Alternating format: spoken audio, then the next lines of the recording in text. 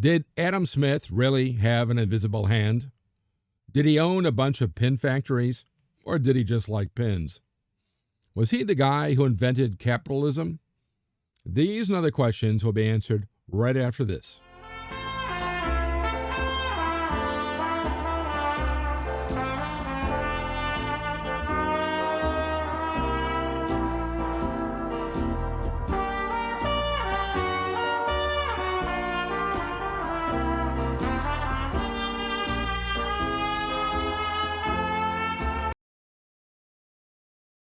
I'm Professor Jerome Arkenberg, and I've been teaching a wide variety of history courses at colleges across this country for the past 30 years.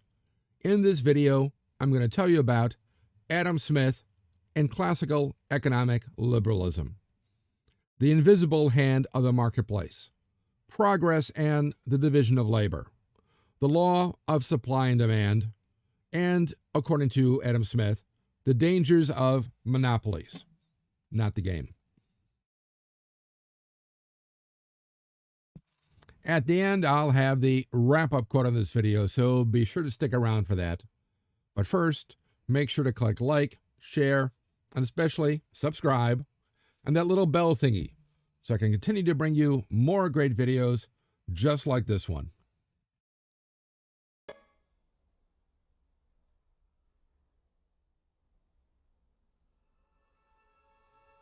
In 1776, the Scotsman Adam Smith, who was born in 1723 and died in 1790, published The Wealth of Nations, which aimed to show how society was constantly improving, a very Enlightenment idea, propelled forward not by religion, government, or ideology, but through the societal dynamo known as the economy.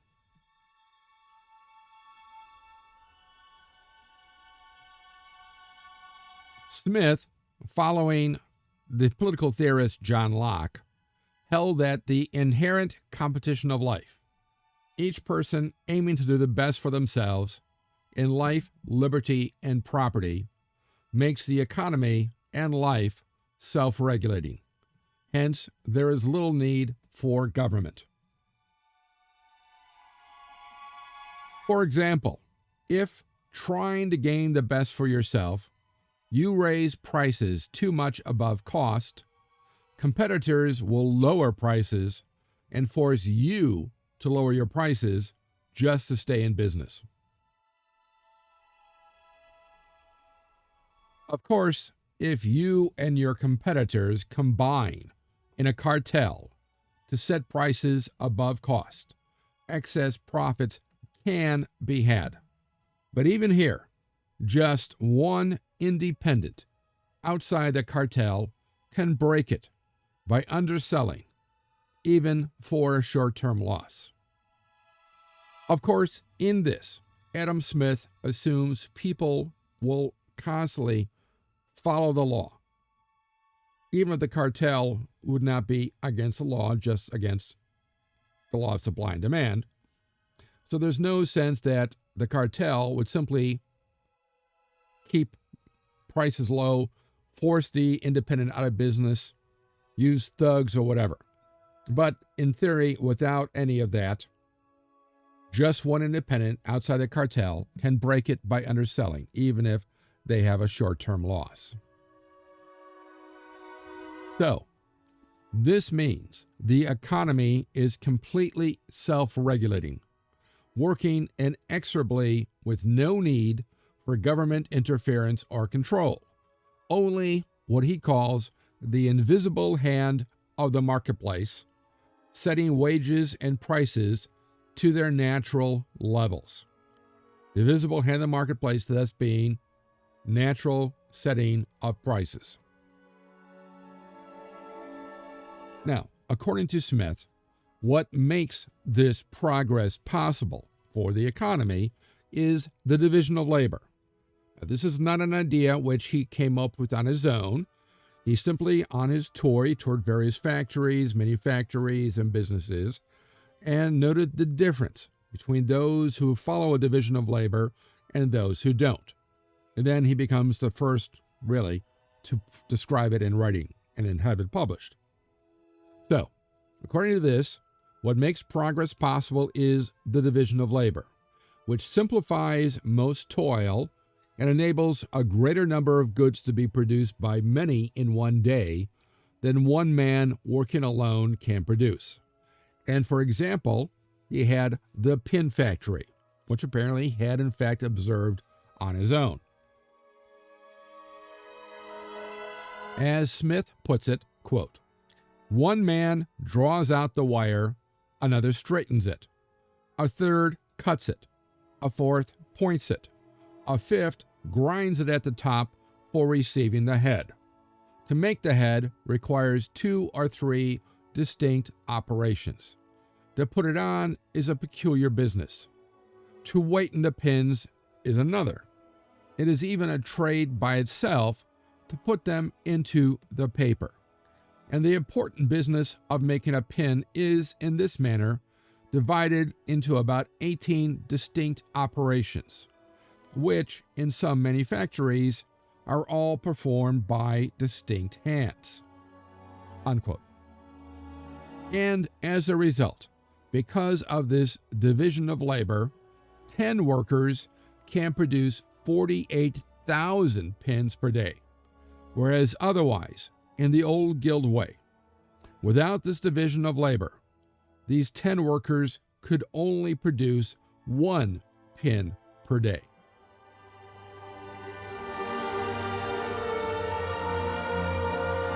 As a result, the division of labor allows the cost of production per item to drop, so that eventually what was once considered a luxury becomes an affordable necessity for almost everybody.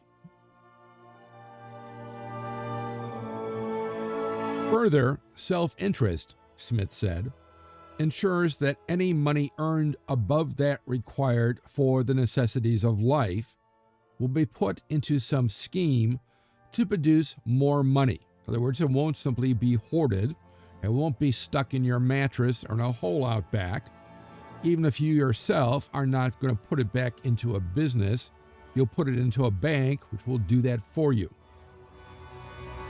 So it's put into some scheme to produce more money and hence acquire more or better goods. Thus, landowners and industrialists will invest in more land, more labor, more machines, etc., just to produce more money.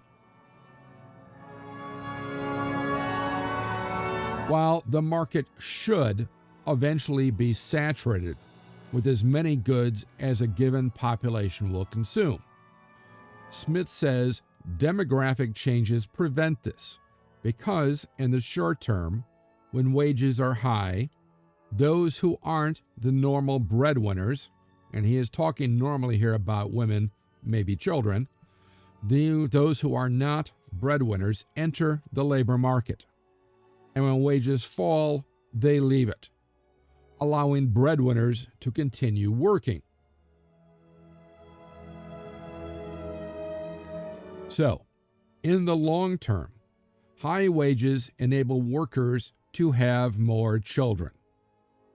And of course, this sounds a bit crazy, but up to his point, that was the norm.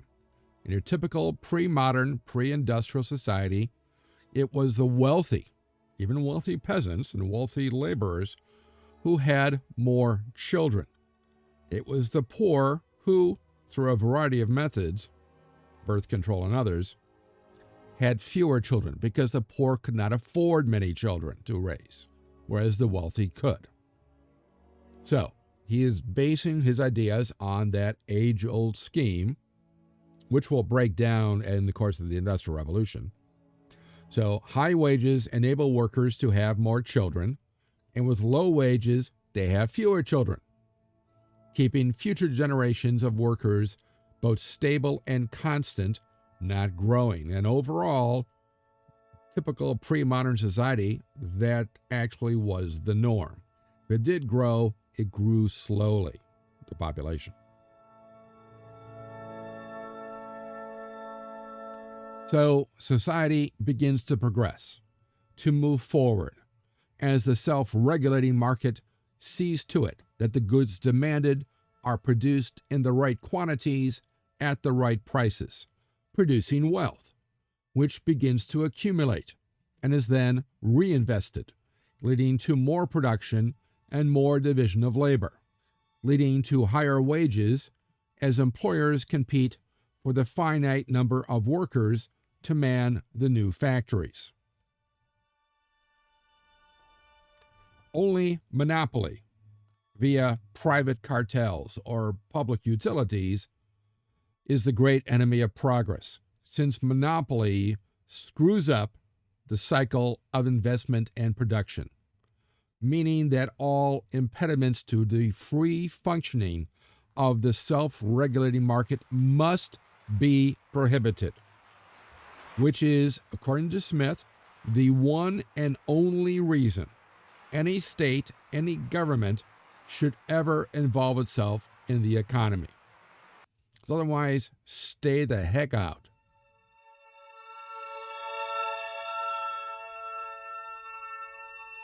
And here's the wrap-up quote. In consequence of better machinery, of greater dexterity, and of a more proper division and distribution of work, all of which are the natural effects of improvement, a much smaller quantity of labor becomes requisite for executing any particular piece of work. And though, in consequence of the flourishing circumstances of the society, the real price of labor should rise very considerably, yet the great diminution of the quantity will generally much more than compensate the greatest rise which can happen in the price. Adam Smith, 1776. So let me know what you think of this quote in the comment section below. Also, what you liked about this video, and what other historical topics or subjects you'd like to see me tackle in future videos. Be sure to like, share, especially subscribe, as it will help me bring you more great videos just like this one. And click on that little bell thingy so you'll know when the next History Waits for No One video is posted. If you want to know more, there are recommended studies on this topic in the description below, along with other ways to connect with me. Thanks for watching, and I'll see you in the past.